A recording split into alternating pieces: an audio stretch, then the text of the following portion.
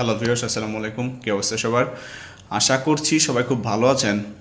So already আমাদের ফুটবলের যে উত্তেজনাগুলো ছিল, বিশেষ করে ওয়ার্ল্ড কাপের, সেই উত্তেজনা কিন্তু শেষ। সো মৌসুমি ফ্যান যারা যারা ওয়ার্ল্ড কাপের সময় শুধুমাত্র ফুটবলটা ফলো করে এবং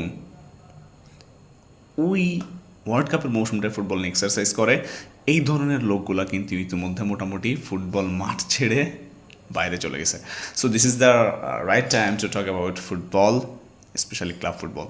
সো আজকে যেহেতু নতুন মৌসুম শুরু হচ্ছে, সব দলগুলা তাদের যে ভুল ত্রুটি ল্যাকিংসগুলো ছিল সেগুলো নিয়ে কাজ করা শুরু করেছে এবং আমরা দেখছি যে অনেক দল কিন্তু ভালো ভালো ট্রান্সফার করেছে তাদের স্পেশাল পজিশনসগুলোর জন্য।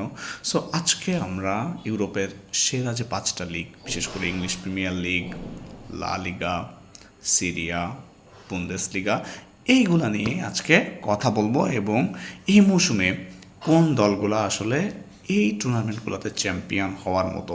আমি আসলে একটা না, 2টা করে দলের নাম বলবো।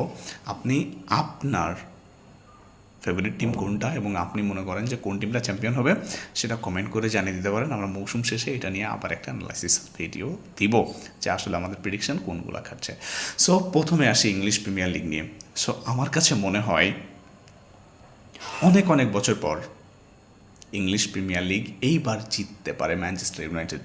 আমি কেন কথা বলছি, কারণ English premier league most competitive একটা টুর্নামেন্ট। সেখানে আসলে গত কয়েক বছর ধরে যে দলটার সবচেয়ে বেশি আধিপত্য ছিল, দিস ইজ ম্যানচেস্টার সিটি। এবং অবশেষে কিন্তু ম্যানচেস্টার সিটি থেকে পেপ গার্দিওলা তিনি ক্লাব ছেড়ে দিয়েছেন, রদ্রি চলে যাচ্ছে। সো ম্যান সিটির এখন একটু ভোলাটাইল অবস্থা এবং আমার কাছে মনে হচ্ছে ম্যান সিটি বা আর্সেনাল হয়তো এইবার আর লিগটা জিতবে না। এইবার লিগ জেতার জন্য আমার সবচেয়ে ফেভারিট দল থাকবে Chelsea and Manchester United. So এটা তো হলো ইংলিশ প্রিমিয়ার লিগ। সো এবার আমরা আসি লা লিগাতে। সো লা লিগা এবার কে জিততে পারে?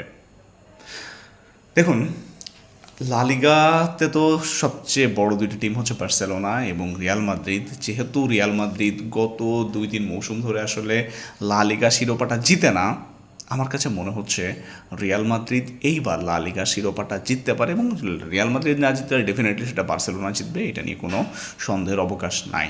তবে আমার কাছে কেন মনে হচ্ছে রিয়াল মাদ্রিদ জিতবে, বিকজ রিয়াল মাদ্রিদ কিন্তু অনেক অনেক লম্বা সময় পরে তাদের টিমে একটা স্ট্যাবিলিটি আনার জন্য জোসে মরিনিওকে নিয়ে আসছে এবং তারা অনেক অনেকগুলা বিগ সাইনিং করিয়েছে। এটা আমরা সবাই ইতিমধ্যে জানি। তারা কিন্তু ভিনিসিয়াস জুনিয়রকেও সাইন করেছে 2032 পর্যন্ত। সো আমার কাছে মনে হয় লা লিগাতে রিয়াল মাদ্রিদ চ্যাম্পিয়ন হবে। আমরা যদি আসি জার্মানির যে লিগটা, বিশেষ করে বুন্দেসলিগাতে বছরের পর বছর ধরে একটা ক্লাবের অনেক বেশি ডোমিনেশন। বিশেষ করে সেই ক্লাবে আপনি যদি দেখেন এখনও অনেক বড় বড় প্লেয়াররাই খেলছে, হ্যারি কেইন, মাইকেল ওলিসে, এদের মতো তারকাগুলো কিন্তু এই ক্লাবে খেলছে এবং এই ক্লাবটা হলো বায়ার্ন মিউনিক। সো আমার কাছে মনে হয় এবং এটা মোটামুটি অ্যান্টিসিপেটেড যে বায়ার্ন মিউনিক এই বুন্দেসলিগাটা জিতবে। সো এরপর যদি আমরা আসি লিগ ওয়ানেও আসলে প্রেডিক্ট করাটা ভেরি মাচ ইজি, বিকজ এখানে বছর পর বছর ধরে পিএসজি লিগটা জিতছে এবং আমার কাছে মনে হয় পিএসজি তো খুব ভালো ফর্মে আছে, সেহেতু পিএসজি হয়তো এই বছরেরও লিগটা জিতবে। এবং তারপর আমরা যদি কথা বলি ইতালিয়ান লিগ, সিরিয়া আসলে কিন্তু অনেক কম্পিটিটিভ একটা লিগ হয়, সেখানে কয়েকটা দল আছে ঘুরে ফিরে জিতে। তবে যেহেতু সব কিছু বিবেচনা করে আমার কাছে মনে হয় AC Milan, inter Milan, Napoli, এদের মধ্যে আসলে ইন্টার মিলানই এই ট্রফিটা জিতবে এবং তারাই সবচেয়ে ফেভারিট বলে আমার কাছে মনে হয়।